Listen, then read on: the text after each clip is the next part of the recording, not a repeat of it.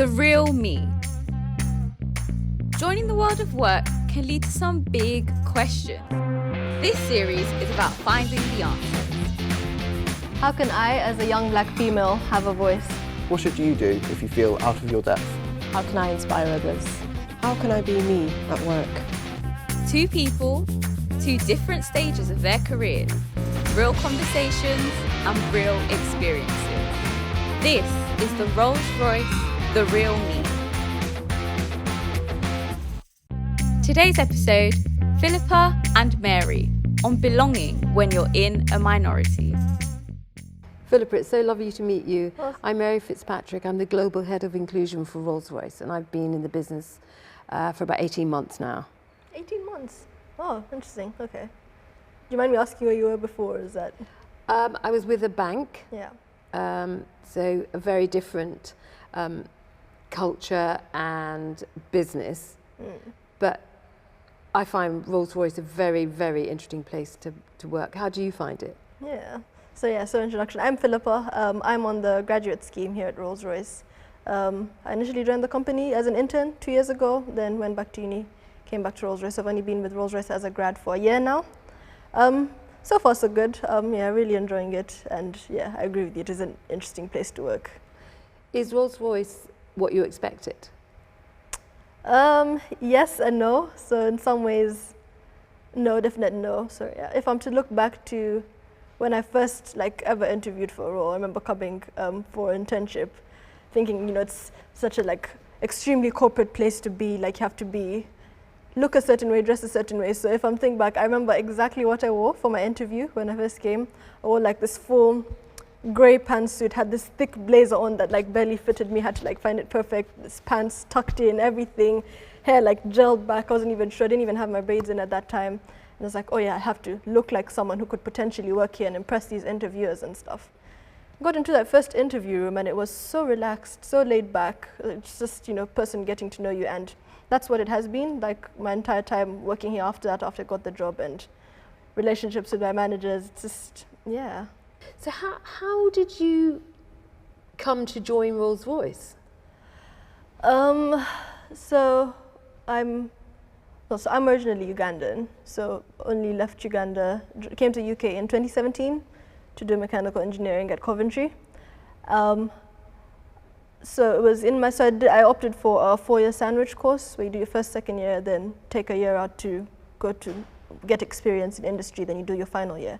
So it was in my second year I started applying for placements in all these different companies, places quite close by, because Coventry is all I knew, obviously moving a long, long way away from home.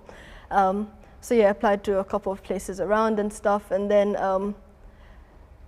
I think it was a career fair, and there's Rolls-Royce representatives there and talking about what they do and stuff. I'm like, oh, I find that really interesting. And initially, before I even did mechanical engineering, I always wanted to go into aerospace, but yeah, I wasn't brave enough to specialize then.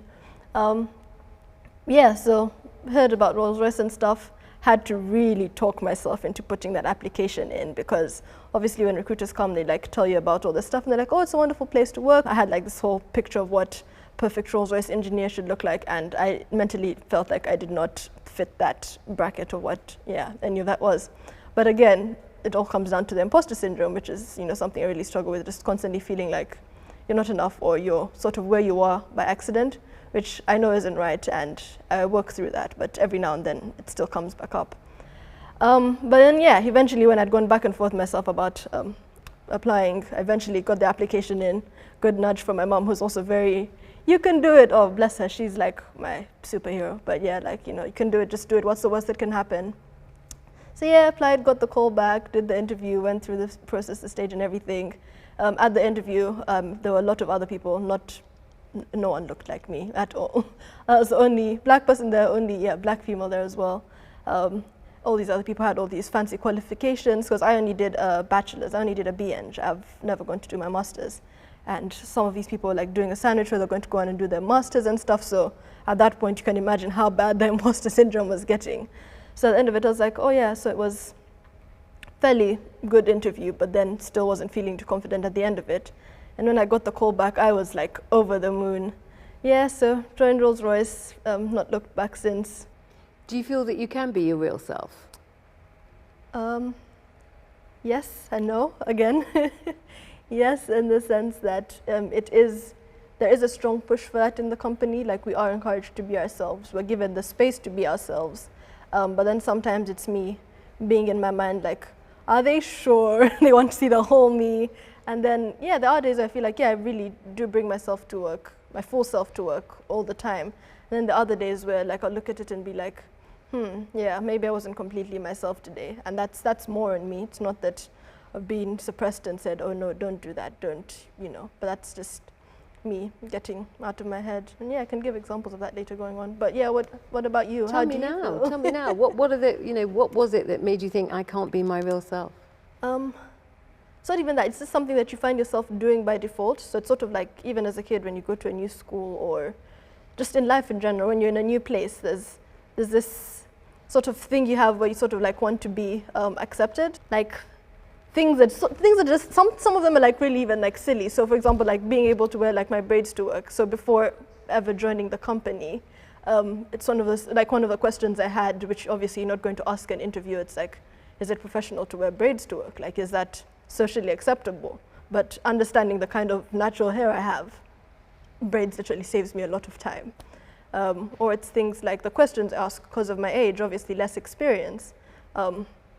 I've heard the phrase, there's no such thing as a silly question besides the questions you haven't asked, and actually getting your head around that and being able to ask those silly questions.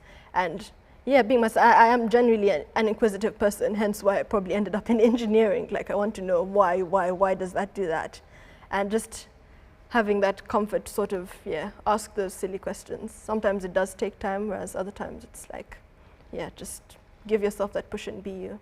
But yeah, sorry. I agree with you that it's difficult starting in a new business. When I joined Rolls-Royce, I'd come from a business where I kind of knew it inside out. I was the go-to person.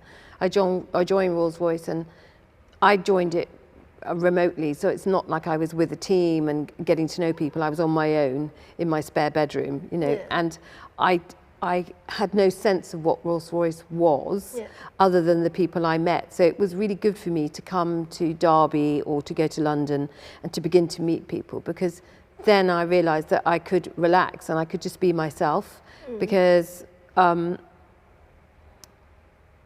think it's hard if you haven't met other people to really think about who do I want to be, and who you want to be is the real you. But sometimes you slightly lose sight of who the real you is because you haven't talked to anyone in a room for months. So it's quite weird what the pandemic has done. It's taken away from us the chance of being real and being honest. So I really always try really hard to be friendly, to be outgoing, and actually, bizarrely, I'm quite introverted, but I'm a sort of introverted extrovert, if you know what I mean. Because I will do it because that's what I need to do. But if you said to me, Mary, go and host a party, I'd resist. Dread it. I'd resist. Just be waiting for everyone to leave. And I'd be like, okay, you go into the room first, and then I'll come later. So I do think that Rolls-Royce is a really interesting company because I hadn't worked really alongside engineers. Okay.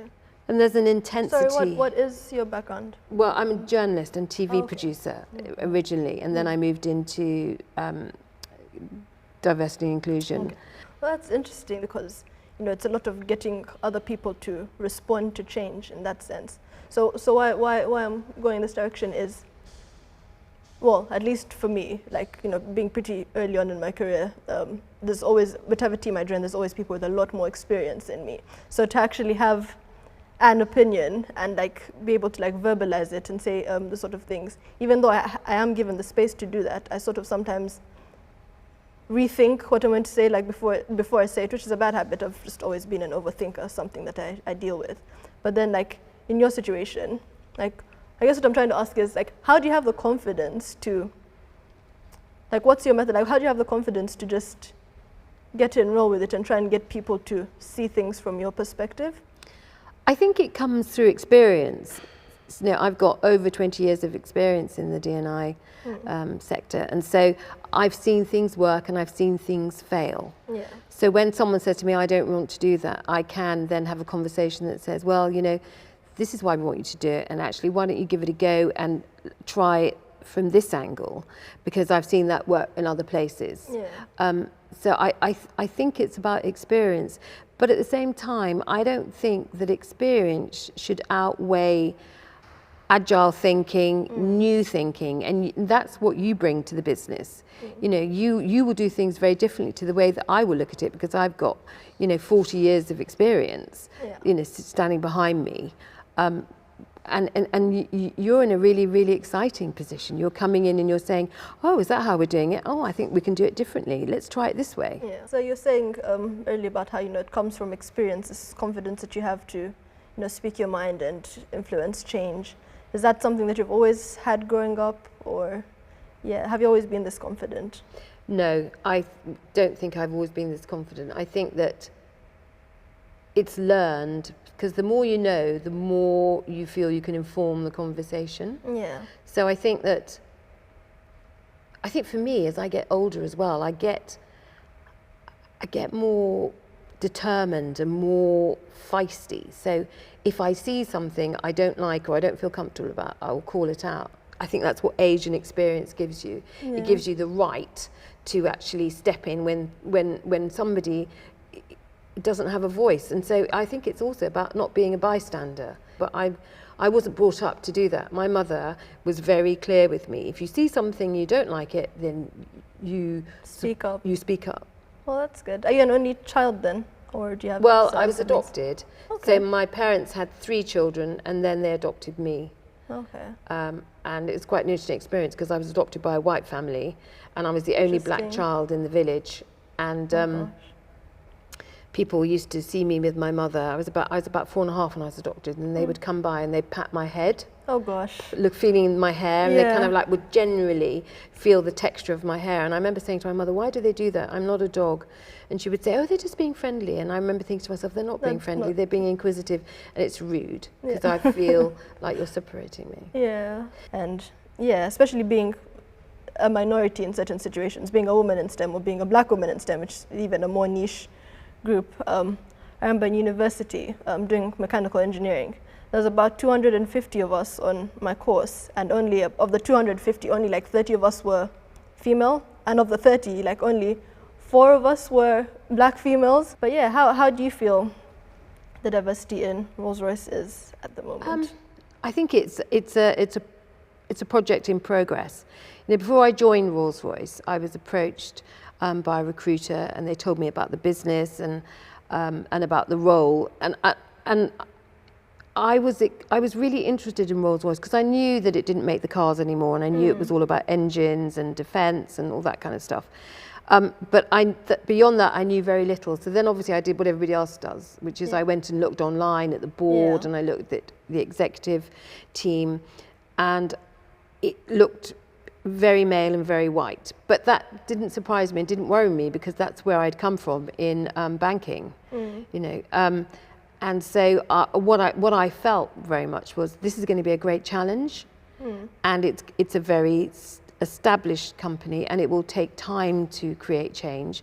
But I'm really excited about being a part of the team that is affecting change. You know, and I think for me, my role as head of inclusion, it's the only lens that I look through. When I walk into a Rolls-Royce building, I need to look around and see diverse images, and diversity in its broadest sense. You know, and I was recently in one of our sites, and I said to them, you need to do better, because this is what greets people when they come into this building, and it's not good enough, because I'll be honest with you, it's just lots of white men, and they're not the only people that work at the business. They are the majority, but there are women and there are black people, so let's change some of those pictures. And they have been changed. And for me, having that lens is really, really important. And you know, I would say to you that at least there were 4 black women on your course, and that you were able to form relationships with them, and also relationships with the broader cohort. But I do agree with you that it is always fantastic to have other people that mirror you. And you don't know what their values are, but it is nice to look around the room and to see black people, to see older people, younger people, you know, just the modern world. Yeah. But at the same time, I'm really conscious that we don't want to alienate anybody, and those that have worked for the business for 30 years are equally as important as those that are just coming in for a 6-month contract. Yeah. You know, everybody who comes to Rolls-Royce should have a really good time. Yeah.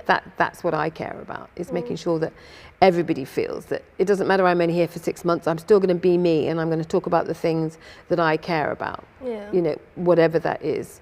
So I think an organisation like Rolls-Royce is really interesting, because I think some people have a preconceived notion of what it's going to be like.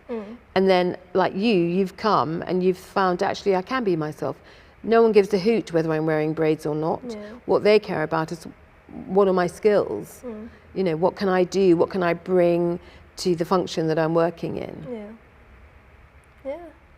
Completely agree. Do you feel like, from when you joined 18 months ago, it is that you said, to now, do you feel like you've seen this change happening, or do you feel like we're still a very long way away from actually being what we say we are, a diverse and inclusive company? I think that we are still on a journey, and it's really important to be conscious of that. But I do think there has been some change. I feel a stronger energy within the businesses, that we are talking about it much more, and we're being much more proactive about what we want to do. You know, we want to bring in, for example, interview ambassadors, and that's because we've looked and seen that we're fantastic at attracting diverse talent, but we're not so good at providing a diverse interview panel.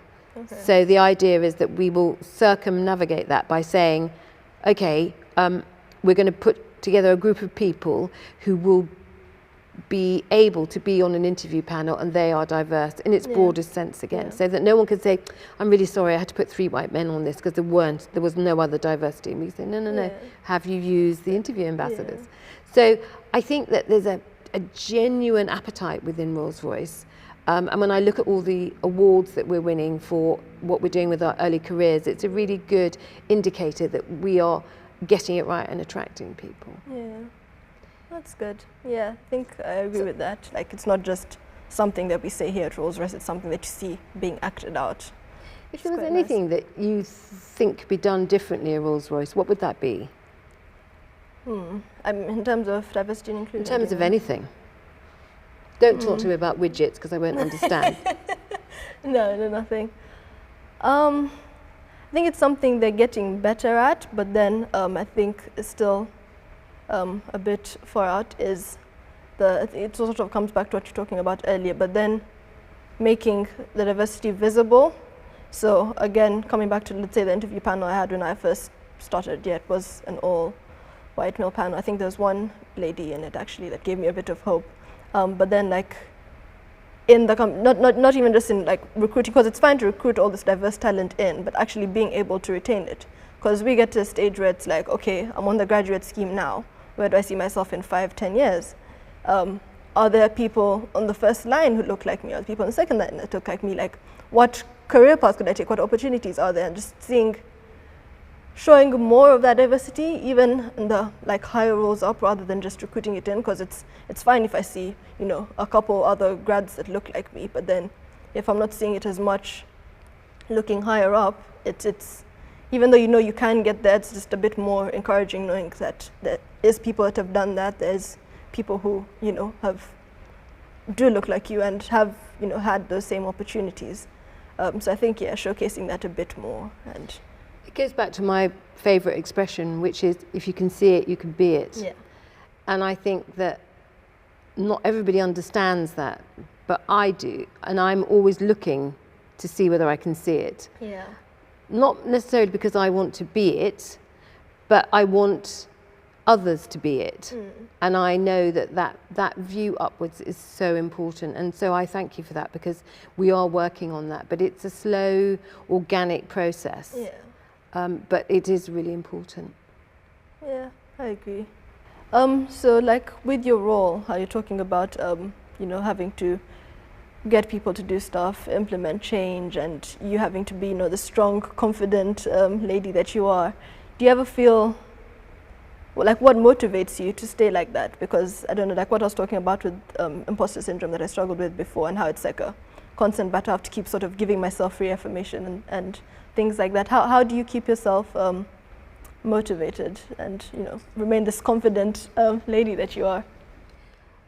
I motivate myself by reminding myself of a statement that was made by a journalist many years ago about me when I took a big job at the BBC. Okay. And they said, but for the fact that this woman has an executive job at the BBC, she would be an unmarried mother with 3 children by 3 different men and living on a council estate.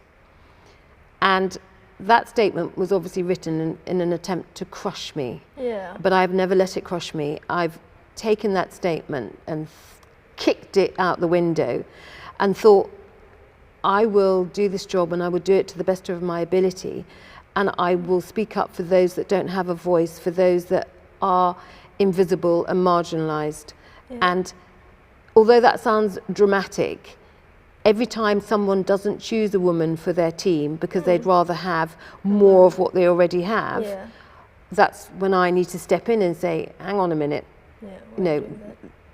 you're working for the wrong company if you think you've made the right decision, because at Rolls-Royce diversity and inclusion is top of the agenda and we want a range of voices. So I think criticism can sometimes have great power for the person that it's aimed at. Because for me personally, it just made me more determined. I just thought, I'm not going to let you win, because A, I'm not that person, and even if I was that person, why are you judging that person? But I'm going to show you that, I'm not going to take this lying down. So the thing about a statement like that is, whereas I could have been crushed by it, I just thought, no, I'm not going to let you upset me. I'm going to take this as an opportunity to think about what my role can be in diversity and how I can champion those that don't necessarily have a voice. And so, do you ever feel like you have, okay, I don't know if it's a thing that I have, but then sometimes I sort of feel like I carry the weight of like our entire race on my shoulders. So it's like going into a new role or something like that, or people who have never maybe had to work with a black female or, been associated with one, then sort of just having the feeling that you are carrying that weight of your entire race or an entire gender, of you have to do extra work, you have to be like extra good at what you do, like beyond even the normal, sort of having that pressure on you. Is that something that you have? Yes and no. Sometimes I feel that people treat me with kid gloves because they're conscious of the fact that I'm a black woman, and there's a possibility that I might tip over into rage or hysteria, so I have to be treated a certain way. I quite enjoy that. That makes me laugh. Use it to your internally, because advantage. I think I can see what's happening here, and I'm not going to give you any mercy. I'm just going to let you carry on tiptoeing around me. But I think I don't feel that I have the weight on my shoulders, because I know I share it. I share it with you, I share it with every other black person, every other diverse person who wants a seat at the table. So no, I don't feel that pressure, but perhaps I should, I don't know. No, you shouldn't. And what you've said is like really helpful. It does, gives me quite a bit to think about, really.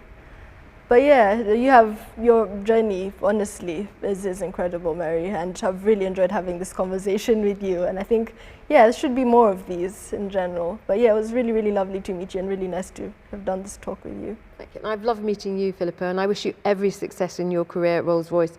You're going to be a star. Thank you, Mary and Philippa, and thank you for tuning in. To find out more about starting your career at Rolls-Royce, check out our socials or search Rolls-Royce Early Careers. Be real, be curious, be ready, be you. Be Rolls-Royce.